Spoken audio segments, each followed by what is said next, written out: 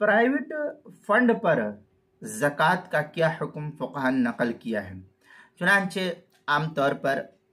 मुलाजिमीन जो होते हैं, काम करने वाले तनख्वाहदार मुलाजिमीन, चाहे वो सरकारी मुलाजिम हो चाहे प्राइवेट किसी बड़ी ऑफिस वगैरह में काम करने वाले हों,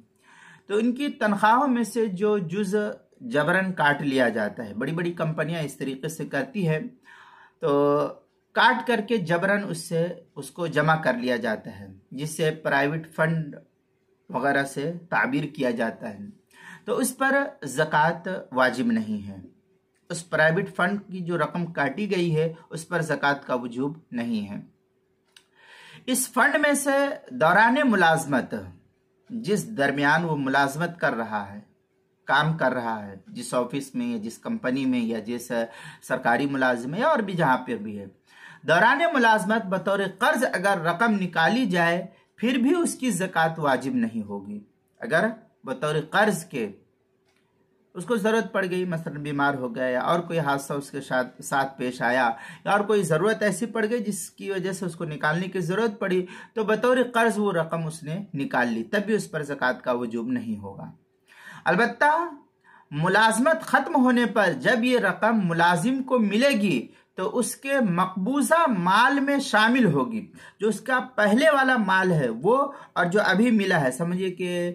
5 लाख रुपया, एक मिसाल दर्ज करूँ, 5 लाख रुपया उसको मुलाजमत का मिला जब वो रिटायर हुआ, तो या मुलाजमत ख़त्म की उस वक्त, तो अब उसके पास पहले से ज़कात का पैसा, ज़कात के लिए माल रखा हुआ था और साल पूरा हो जा रहा था।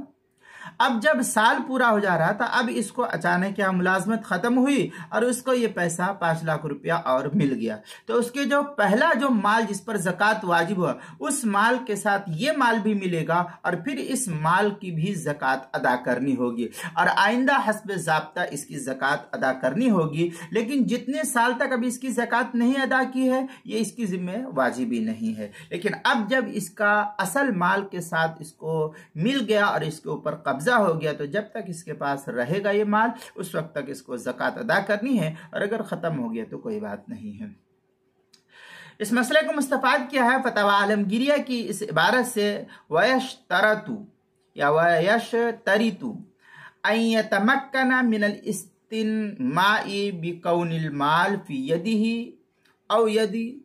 औ यदु औ यदि नाइबहु फ़इल्लम यतमक्कन मिनल इस्तिन्माई फला ज़काता अलैहि व दालिका मिथलु मा माल ज़िमार वगैरह के तहत जो है इसको नकल किया है।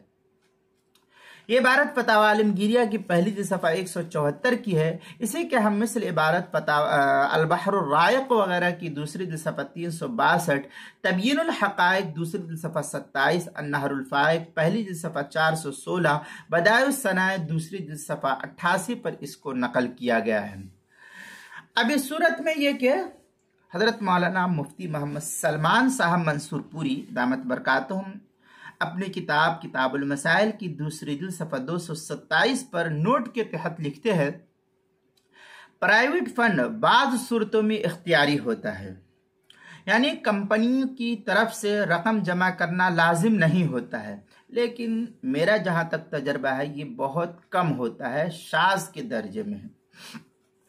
हजरत ने जो लिखा है उनका तजर्बा होगा, उनको लोग बड़े हैं वो हमसे, और क्या नाम है, उनके पास तजर्बात है, लोग आते हैं मसाइल पूछते हैं तो उनको इनका तजर्बा होगा, हम इसका इनकार नहीं कर सकते हैं। बहरहाल ये कंपनी की तरफ से रकम जमा करना ये लाजिम नहीं होता, बल्कि मुलाजिम के इख्तियार में रहता है और वो जब चाहे उस इख्तियारी जमा शुदा रकम को निकाल कर अपने इस्तेमाल में ला सकता है। तो ऐसी सूरत में इस इख्तियारी जमा शुदा रकम पर ज़कात वाजिब होगी। ये हजरत मुफ्ती सलमान साहब मंसूरपुरी लिखते। लेकिन जहाँ तक मैं जानता हूँ कि बम्बई वगैरह के अंदर आम तौर पर जो लोग आकर के हमसे मसाइल पूछते हैं और वो कहते हैं, वो यही कहते हैं, उनमें से अक्सरों का ये कहना है कि ये जो इख्तियारी है ये इख्तियारी नहीं होता, शाज़ के दर्जे में है, इल्ला माशाअल्लाह कोई कंपनी जो है इख्तियार दे देती है कि आप चाहे तो रखें वरना नहीं, लेकिन ये होता कम ही है। अक्सर तो वही होता है कि उनसे जबरन ये काट लिया जाता है, कहने के बावजूद भी ये काट लेते हैं। तो इस सूरत में हुक्म वही है जो मैंने पहले बयान किया। लेकिन अगर किसी को इख्तियार है, अगर किसी कंपनी वाले ने ऐसा इख्तियार दिया है, तो फिर इस सूरत का हुक्म वही है जो हज़रत मौलाना मुफ्ती मोहम्मद सलमान साहब मंसूरपुरी दामत बरकातुहुम ने लिखा है। बहुत सूरत ये दोनों सूरत है। यहाँ पर इस मसले की तफसीली वजाहत मैंने कर दी है। तफसील देखनी है तो किताबुल मसाइल की दूसरी सफ़ा 227 पर देख सकते हैं।